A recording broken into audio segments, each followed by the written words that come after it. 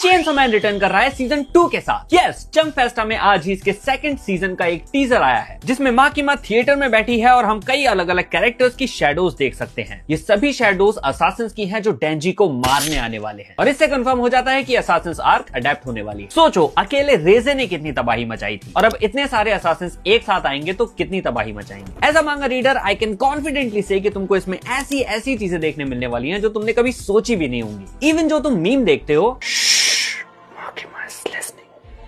वो भी अडेप्ट होने वाला है। अब ये तो नहीं पता कि हमें ये 2026 में देखने मिलेगा या उसके भी बाद, लेकिन as a chainsaw man fan this is a sigh of relief कि हमें इस अनाउंसमेंट के लिए 1-2 साल का इंतजार नहीं करना पड़ा।